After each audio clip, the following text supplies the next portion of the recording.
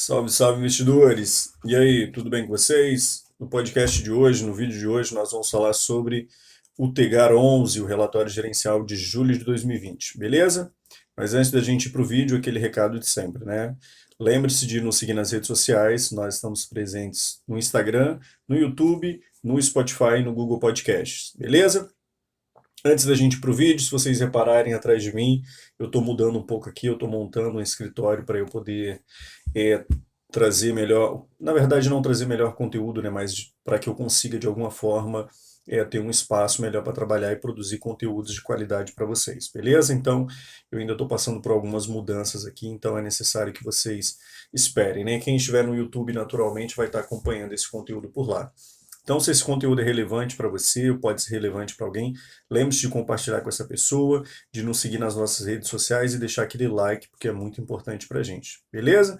Então, dado o recado para vocês, um outro aviso muito importante, eu estou transmitindo esse vídeo para vocês também através do vídeo, mas como eu estou passando por algumas mudanças aqui, montando um novo escritório, eu não vou conseguir trazer todo aquele rebuscamento de imagens, então eu vou tentar aqui acompanhar com vocês o relatório impresso do Tegar 11, né, o relatório de julho de 2020, e vou tentar transmitir, né, pelo computador para vocês, mas talvez não fique tão bom assim, beleza? Então já peço desculpas porque eu estou me preparando recentemente para a prova do CNPI, né, que eu estou tentando mudar um pouco, mudar o drive da minha vida aí, beleza? Então peço desculpas já com antecedência, vamos direto para o vídeo para a gente não perder muito tempo.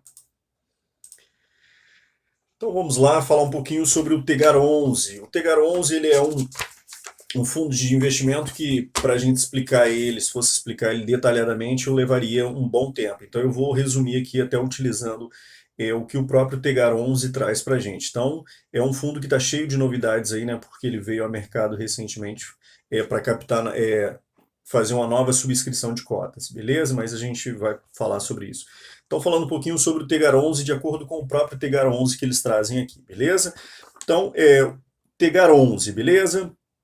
O Tegar 11, ele é conhecido como TG Ativo Real, investe em empreendimentos localizados em municípios expostos a sólidos ciclos de crescimento econômicos ligados ou a movimentos de expansão e adensamento de regiões metropolitanas, por exemplo, Trindade e Valparaíso de Goiás, ou a fatores regionais específicos com um destaque para três regiões: Cinturão da Soja, Matopiba e região que engloba o estado de Goiás. Triângulo Mineiro e Interior Paulista. Na alocação do portfólio, entra entre as duas principais estratégias, o fundo tem como princípios participação societárias, que são as equities, e recebíveis imobiliários, que são as carteiras, que são os CRIs, né? Então, qual que é basicamente a estratégia do Tegar 11, se a gente fosse resumir, né? Se nós pegarmos outros FIIs, nós temos as estratégias muito específicas, né? Investir o fundo tal, com o final 11, investe prioritariamente em escritórios em São Paulo. O fundo tal investe em logística no Rio de Janeiro, em São Paulo. E o Tegar 11, o que, que ele faz? O Tegar 11 ele sai um pouco do que nós conhecemos das áreas mais pujantes na economia, como Rio de Janeiro e São Paulo, e ele vai para áreas que têm uma estratégia, ou seja, são áreas de crescimento, né? São áreas que estão se desenvolvendo recentemente, então tem ali um cinturão de cidades ou cidades que as pessoas se mudam para essas cidades porque ela é uma área que está se tornando muito pujante. E aí nós temos, por exemplo, o cinturão da soja, né? A região do Mato Grosso, Matopiba e o estado de Goiás, Triângulo Mineiro e interior paulista. Então, a gente já percebe aqui que a estratégia do Tegar não é estar, de repente, no centro de São Paulo, que é uma área muito pujante da economia, mas eles estão justamente buscando nessas oportunidades em regiões que estão procurando movimentos de expansão e adensamento de regiões metropolitanas, né? Então, essa seria a estratégia. E como é que eles fazem isso, né? Como é que eles montam essa estratégia e colocam essas estratégias em prática? Primeiro, através das equities, né, que são participações societárias. Então, o Tegar 11 ele trabalha na área de desenvolvimento, na área de loteamento. Então, se eles vão construir um novo loteamento, qual que é a estratégia principal do Tegar 11? Eles procuram participações societárias em que eles são predominantemente majoritários, ou seja, se aquele loteamento vai custar 100 milhões, o Tegar 11 ele vai colocar 51 milhões para que ele seja maioritário, então ele vai ter participação em mais de 50%. E por que isso? De acordo com o próprio time do Tegar 11, é porque isso dá para eles uma maior força na composição dessa estrutura societária. Ou seja, se eles vão construir com alguém que não tem o conhecimento de uma boa estrutura de um loteamento, da área administrativa, essa área de documentos, ou seja, eles podem trazer a expertise do time do Tegar 11, beleza? Quem tiver dúvida, tem entrevista com o head, né, do Tegar 11 em que ele explica essa estratégia. Beleza? Então a ideia do majoritário é porque, de certa forma, quando você é majoritário, você tem maior ingerência sobre aquele loteamento, sobre a incorporação que você estiver fazendo. Então, primeira estratégia do fundo ela vai investir em participações societárias que nós chamamos de equity, beleza? E depois recebíveis imobiliários. Então, o Tegar 11 ele investe também em CRIs. E aí, o que é o tal do CRI, né, Gleison? Eu explico isso melhor em um podcast em que eu falo de um fundo que eu tenho na carteira chamado KNCR11. Então, se você não conhece, vai lá no nosso Spotify ou no Google Podcast, Investir do Bem, hashtag BSA3 e BSA3, que você nos encontra lá, e lá eu falo do KNCR11 e qual que é a estratégia. Mas aqui para tentar explicar, porque eu sempre procuro trazer isso para vocês, o que é um CRI. Suponhamos que você queira construir um shopping center, e aí você precisa contrair dívida para construir esse shopping center. Como um shopping center ele é um imobiliário, ele é um imóvel, né? Então ele é da área imobiliária. Então você pode montar um CRI para isso, beleza? Então como é que você faz isso? Você vai até uma securitizadora, essa securitizadora ela monta essa dívida para você e aí você consegue construir esse shopping center. E aí o que que onde entra o Tegar nessa história? O Tegar 11 ele vai comprar essa dívida, ou seja, se você quer construir um shopping no valor de 1 bilhão, o Tegar 11 ele compra essa dívida e aí, a depender do modo do qual CRI que ele comprou, se é sênior, se é júnior, se é subordinada, a depender disso, vem a ideia das receitas, né? Então, todo mês, se eu comprei esse CRI, eu montei esse CRI, eu vou ter que pagar todo mês para o Tegar 11 uma amortização, né? Porque eu peguei um valor de 1 bilhão, eu vou pagar em 10 anos, então todo mês eu vou pagando, né, esse CRI, e também eu vou pagar uma taxa acordada, quer dizer, eu estou emprestando dinheiro para você, mas eu tenho um risco que eu estou correndo, então eu vou emprestar para você de repente 1 bilhão, sendo IGPM mais 2% ao ano, beleza? Então o Tegar 11 ele ganha o valor que você vai pagando todo mês para amortizar esse CRI e também paga uma taxinha acordada, beleza? Então vamos lá, Tegar 11, que é o código de negociação do Tegar na Bolsa, relatório gerencial de julho de 2020, beleza? Tá, tô com ele aqui na tela. E aí, vamos supor que você tenha esse fundo na carteira ou tenha alguma curiosidade, você pode trocar ideia com o time do Tegar 11, que é uma galera super aberta, então já agradeço de antemão aí a abertura que eles têm. Então, algumas formas de você entrar em contato com o time do Tegar 11, por e-mail, ri@tgcor, né, que é o time, tgcor.com.br, ou você pode ir lá no Instagram dos caras, né, Tegar11, que você consegue encontrá-los, beleza? Então, Tegar11 ou TG Core Assets, você encontra eles lá no Instagram. Então, vamos falar um pouquinho sobre o relatório deles, lembrando que aqui eu vou tentar ser o mais sucinto possível, porque o Tegar11, como eu expliquei para vocês, ele tem duas estruturas básicas, né? Ele tem participações societárias que nós chamamos de equities e ele também tem os seus CRIs. Então, falar sobre tudo que o Tegar 11 tem aqui, o relatório é enorme e a gente não conseguiria, então eu vou tentar ser o mais sucinto possível aqui. Então, o fundo veio ao mercado em 2016, né? Então um fundo relativamente novo. O valor de mercado do fundo 448 milhões e o patrimônio líquido do fundo 440 milhões de reais. Beleza? Aqui o fundo ainda não incorporou, aqui eu posso estar dizendo uma grande besteira, e se alguém estiver ouvindo o podcast ou estiver assistindo esse vídeo e quiser me corrigir depois, eu vou ficar grato. Mas aqui nesse valor de 440 milhões, que é o patrimônio líquido do fundo, ainda não compreende a nova captação de cotas do fundo. Beleza? Vejamos o que mais. A administração é da Vortex e o time é o pessoal da TG Core Assets. A taxa de administração 1,5 ao ano, beleza? E a taxa de performance ela é escalonada. E nós temos 30% do QCD, o CDI, e aí o fundo ele deu uma mudada aí, né? Depois que começou com a pandemia, ele resolveu mudar um pouquinho aí como ele busca, o que ele busca como taxa de performance, beleza? Para beneficiar os seus cotistas. Então, nós temos taxa de performance, primeiro, 30% do QCD, 100% do CDI, e aí essa taxa, nós temos taxa de performance de 2020, beleza? 20% do que exceder 150% do CDI e 30% do que exceder 200% do CDI. Então, nós temos uma taxa de 1,5% ao ano, e aí tem a taxa de performance. Como é que funciona essa taxa de performance? Se o fundo conseguir bater no mês 150% do CDI, ele cobra 20% sobre esse valor. E se ele conseguir exceder é, se ele conseguir exceder 200% do CDI, ele cobra 30%, beleza? Lembrando que essa foi uma estratégia adotada recentemente para 2020.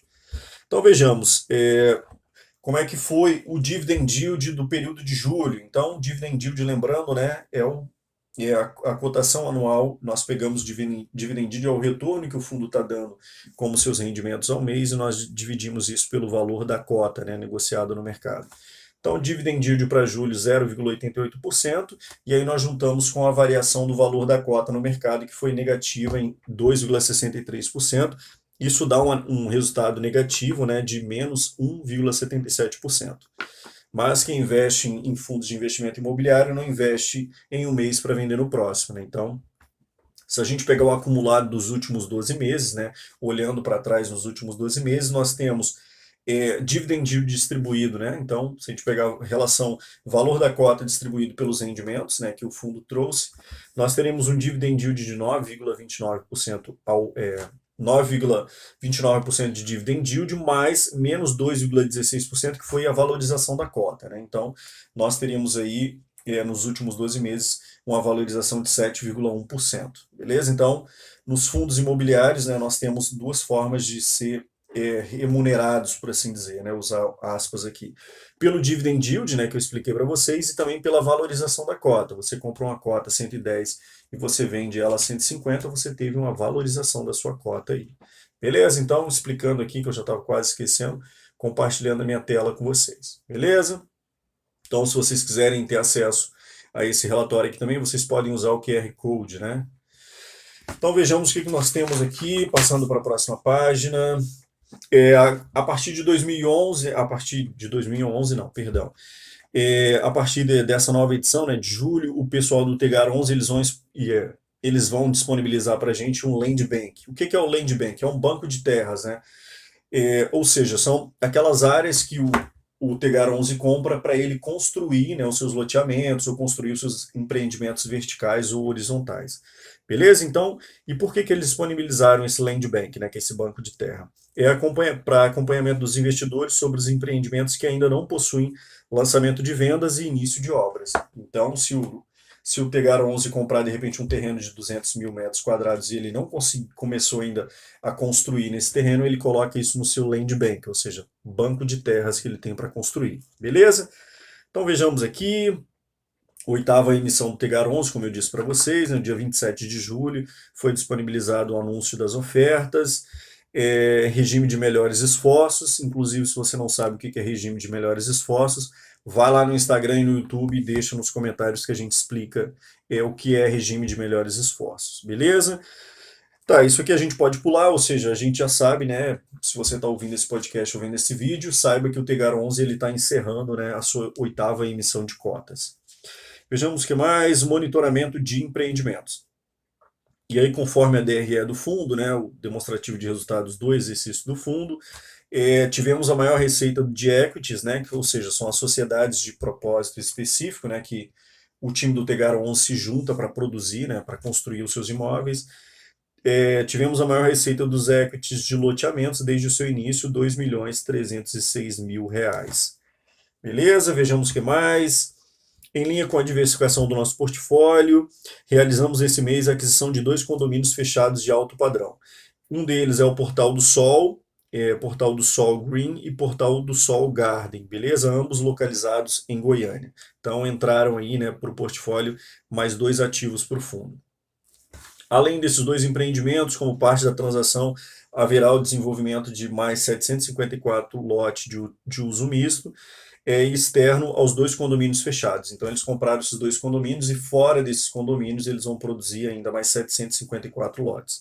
O fundo adquiriu 20% da sociedade pelo valor de 22 milhões e meio, ou seja, esses 2 novos ativos que entraram no fundo custaram para o Tegar 11 22 milhões e meio, com expectativa de rentabilidade de 2,1% ao mês e lucro líquido de aproximadamente 28 milhões de reais, beleza? Adquiriu por 22,5 milhões, a expectativa de retorno é de 28 milhões, beleza? Lembrando que isso é expectativa de retorno. Isso não quer dizer que ele vai ganhar esse valor todo, beleza? Então, outra coisa também, né, a rentabilidade esperada é de 2,1% ao mês. Por que é importante falar sobre essa rentabilidade? Porque o Tegar 11 ele está naquele setor que é o setor mais arriscado dos fundos de investimento imobiliário. Isso é bom que o investidor saiba, né? Então, ele está pegando para produzir de repente um empreendimento, ele pega do zero. Então, assim, ele não tem nenhuma certeza de que dos seus empreendimentos, se ele for montar um apartamento, um prédio com 100 apartamentos, ele não tem nenhuma certeza, nenhuma segurança que ele vai conseguir vender os 100 apartamentos. Então, naturalmente, ele se expõe maior, ele tem maior risco, esse fundo, mas ele tem um retorno muito maior. Beleza? Vejamos, agora falando um pouco sobre a carteira dos CRIs, né, que nós falamos aqui. Ao final de julho, o fundo possuía 122 milhões alocado em 22 séries de CRIs, então, ou seja, 22 certificados de recebíveis imobiliários na carteira. E isso representa 27,5% do patrimônio líquido do fundo, ou seja, daquele valor total que nós temos como patrimônio líquido, nós temos que essas 21 séries representam 21% do patrimônio líquido. E aí o Tegar 11 adquiriu no mês de julho o montante de 1,2 bi na 36ª série sênior do CRI Fix Urbanismos, e aí ele vai ter uma remuneração por esse CRI de IGPM mais 11,70% ao ano, e esse CRI, né, toda vez que o Tegar 11 ele adquire um CRI, ou todos os CRIs dele, ele tem que estar lastreado em alguma coisa. Por quê? Se de repente o prédio que eu falei para vocês, o shopping center, ele não pagar a sua conta, ele não puder pagar esse CRI, ele tem que ter algum lastro para o Tegar 11, ou seja, o Tegar 11 tem que ter alguma garantia, beleza? Então ele sempre trabalha com as garantias da montagem de um CRI, beleza? Então, esse CRI está lastreado em um loteamento localizado em Porto Nacional, no Tocantins. Ou seja, se esse CRI não for pago, o Tegar 11 tem direito a se apropriar desse imóvel que está em Porto Nacional, no Tocantins. Vejamos o que mais. E as garantias que foram dadas, né, para poder eles adquirirem esse CRI, aval dos sócios, fundo de reserva, cessão fiduciária, alienação fiduciária das cotas dessa sociedade de propósito específico. Gleison, não sei o que são as garantias. Nosso podcast sobre o KNCR11 eu explico isso direitinho, beleza? Então vai lá e ouça para a gente não perder muito tempo. Vejamos aqui o tempo. Tá, beleza. Gente, já está em 17 minutos, meu Deus. Vamos lá. Aumentamos ainda a posição do CRI Parque dos Girassóis, então um CRI em que eles aumentaram, de série subordinado no valor de 4 milhões. Vejamos a taxa que será paga 14,70% ao ano do IGPM, beleza? IGPM mais 14,7% ao ano. A operação é lastreada no Parque dos Girassóis, ou seja, um imóvel que foi dado aqui como lastro no Campo Novo dos Parecis, em Mato Grosso. Vejamos o que mais. E aí o fundo tem as suas garantias também, que aí fundo de reserva, regime fiduciário. Lá no KNCR11 eu explico um pouco melhor isso. E aí vejando um pouquinho sobre os CRIs, né? Quando um CRI ele é montado, ele tem algumas prioridades. E aí nós temos um CRI, ele pode ser de série única, pode ser sênior ou subordinada, que no caso tem outras modalidades, mas aqui o que nós temos?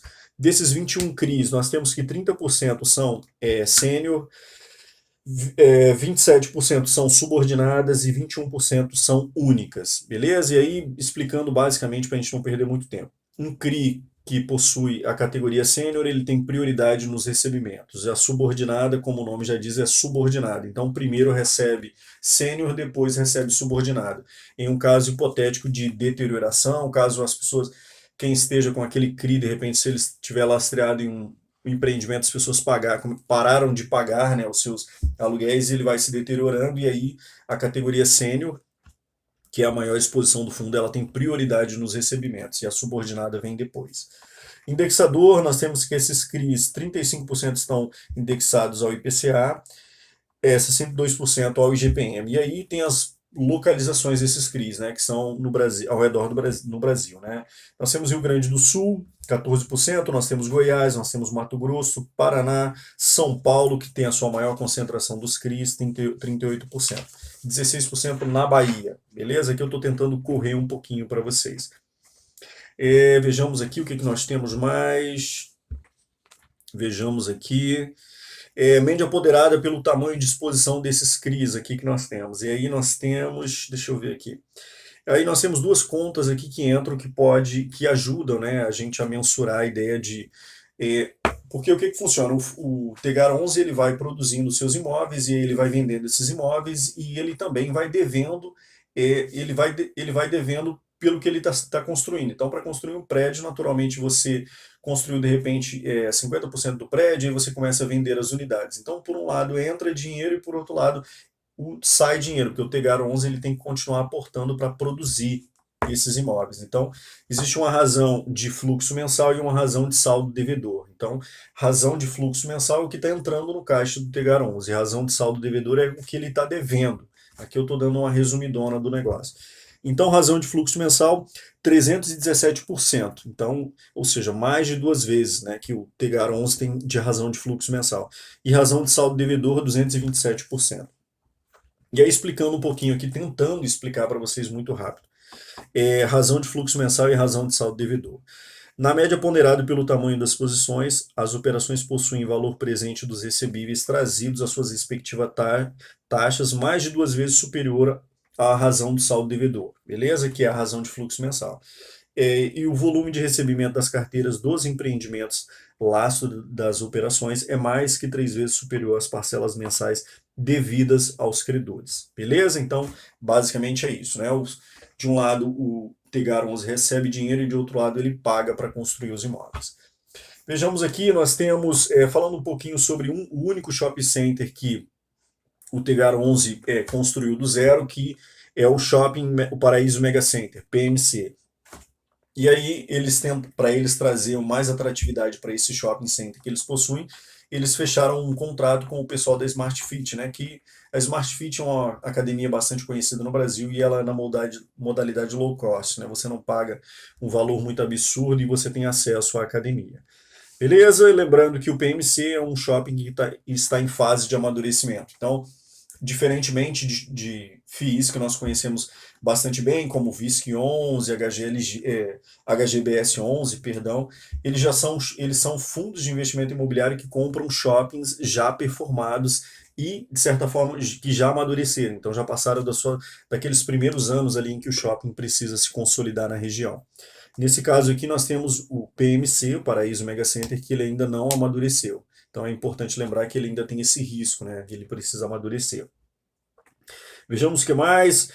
Na área de incorporação, né? Porque o Tegar 11 também trabalha nessa área, ele integralizou 2 novas operações no seu portfólio. Uma delas foi o Cota Bulan, em Votuporanga, São Paulo, e é um empreendimento para o segmento Minha Casa Minha Vida, né? Que nós conhecemos bastante bem. Vejamos o que mais, para a gente não perder muito tempo. Outro empreendimento é Serra Dourada, em Aparecida, Goiânia, e também no segmento Minha Casa Minha Vida. Vejamos, atualmente o fundo possui participação societária, né, que são as equities, sociedades de propósito específico, em 10 incorporações, sendo que 7 são verticais e 3 são horizontais, beleza? E aí nós temos que desses 10 projetos, 5 estão em fases iniciais, beleza? Ou seja, o land bank do fundo. Rentabilidade, e eu acho que eu esqueci aqui de passar, mas vejamos aqui se eu esqueci. Tá, isso aqui, quem estiver vendo o vídeo, dá uma printada aí para olhar, porque eu esqueci de passar aqui. Então vejamos um pouquinho a rentabilidade do fundo, eu vou me concentrar aqui só a partir de março, para a gente não perder muito tempo. Dividend yield a partir de março, nós tivemos aí um dividend yield que em março foi de 0,75, abril 0,76, maio 1,08%, junho 0,92% e julho 0,88%. E aí a gente percebe que houve um aumento significativo e a gente vai entender isso logo adiante. Ganho de capital, a gente percebe que houve uma queda no ganho de capital aqui do Tegar 11, mas isso a gente pode passar. Cota de mercado, a gente percebe que ela já está voltando aos seus patamares do ano passado, né, de 2019. E a distribuição por cota, a gente percebe que março 0,82, e aí ele distribuiu esse valor também em abril, e aí maio, junho e julho ele distribuiu um valor muito superior e a gente vai entender isso na sequência, beleza? Vejamos, rentabilidade do fundo, e aí nós temos que o Tegar 11 apresentou uma variação de menos 1,77% em suas cotas negociadas em bolsa, né? Ou seja, se você tivesse comprado no início, no primeiro dia útil de janeiro de 2020, tivesse segurado essas cotas até o final de julho, você teria uma desvalorização na cota de 1,77%. E se nós excluirmos o efeito da distribuição dos dividendos, né, dos rendimentos, esse valor seria de menos 2,63% ao ano. Então é bom a gente lembrar, né, que fundos de investimento imobiliário não é renda fixa, é renda variável. Então ele varia para cima e para baixo também. Foi distribuído 1,14, né, por cota que o fundo distribuiu. Isso representa 463% do CDI. Então deu uma surra bonita aí no CDI, né? E um dividend yield de 0,86% ao ano. O dividend yield de julho corresponde a 1,09% ao ano, beleza?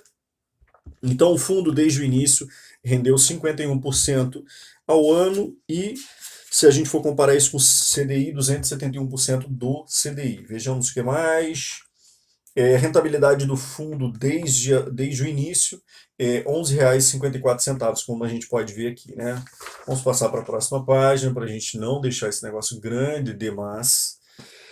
O fundo apresentou um aumento na base de cotistas, contando com 26 mil cotistas no mês de julho, beleza? E isso representa 11%, 11% em relação ao mês anterior. Então a gente percebe que o Tegar 11 ele ainda não tem um grande número de cotistas, né? Porque justamente pelo que eu falei, ele é um fundo que se expõe, ele tem um risco maior, né, do que os demais fundos que a gente tem na bolsa, justamente porque ele está no segmento de incorporação, né? Então ele vai pegar o imóvel do zero ou quase do zero. Então ele traz consigo um risco muito maior. Então o fundo tem uma boa negociação, né? Ele negociou em julho 35 milhões, né, no mês de julho, e ele tem uma média de 1,5 milhões por dia. Então é um fundo bastante líquido, presença em 100% dos pregões. Vejamos o que mais podemos passar. Aqui é o que mais interessa, talvez, para a gente, né? Então vejamos os resultados do mês de julho. O resultado do mês foi de 3 milhões e 74 mil reais. Isso corresponde a 88 centavos por cota, né? Se a gente pegar esse valor total e distribuir pelo número de cotas, nós teremos 88 centavos por cota. E desse resultado foi distribuído a título de dividendos o equivalente a R$ 1,14 por cota. Então, o fundo recebeu efetivamente 88 centavos por cota, mas ele distribuiu um valor acima. E aí é importante a gente entender por que o Tegar está distribuindo um valor acima do que ele está recebendo por cota. A diferença entre o resultado caixa do mês corrente e o valor distribuído é consequência da reserva financeira do fundo. Então, o fundo tirou o dinheiro da sua reserva e distribuiu para os cotistas, que permitiu o pagamento adicional de 26 centavos. Então, 88 centavos, ele adicionou mais 26 centavos e aí deu R$ 1,14 por cota, antes da integralização dos recursos da oitava emissão de cotas, permitindo assim que os lucros auferidos pré-oferta sejam destinados exclusivamente para os atuais cotistas. Então, quem é cotista atual do Tegar 11, ou seja, antes da distribuição de cotas, recebeu esse R$ 1,14. No relatório gerencial de maio foi apontado o seguinte, isso é muito importante: a mudança na metodologia de reconhecimento da receita dos CRIs, passando a contabilizar a correção monetária como resultado. Após essa alteração, pode-se observar o aumento na distribuição dessa classe de ativos em relação aos meses anteriores a maio. Então, como eu disse para vocês, né, o fundo, depois de maio, junho, ele distribuiu, né, um valor muito acima do que ele estava distribuindo, porque ele começou a contabilizar a correção monetária dos CRIs. Beleza? Reforçamos que essa mudança é definitiva e não temporária, ou seja, ele não vai colocar isso como uma proposta de repente para 2020 para aumentar a distribuição, isso vai ser definitivo. Apenas como destaque, efetuamos o pagamento da distribuição da correção monetária acumulada no primeiro semestre, nos meses de maio e junho, ou seja, ele pegou essa correção monetária que foi positiva e distribuiu para os cotistas. Beleza? O que proporcionou receita extraordinária e por isso não deve ser utilizado como base de comparação com o resultado do mês corrente. Beleza? Então, como mês corrente, o que o fundo resolveu fazer?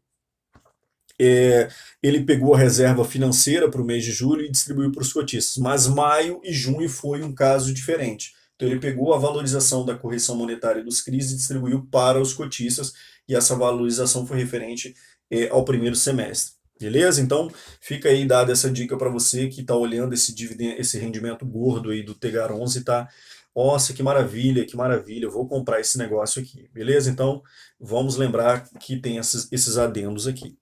Beleza, então olhando aqui para quem está no YouTube, olhando na tela, a distribuição dos resultados. O fundo recebeu 4 milhões referente ao mês de julho, dado que desses 4 milhões, 1.571.000 veio dos CRIs que ele possui, né, que nós falamos, recebíveis de loteamento, né, os loteamentos que ele participa através das SPEs, as Sociedades de Propósito Específico, R$ 92 mil, os equities de loteamento, como nós falamos aqui, 2,3 milhões, em renda fixa R$ 31 mil, e aí nós passamos para as despesas.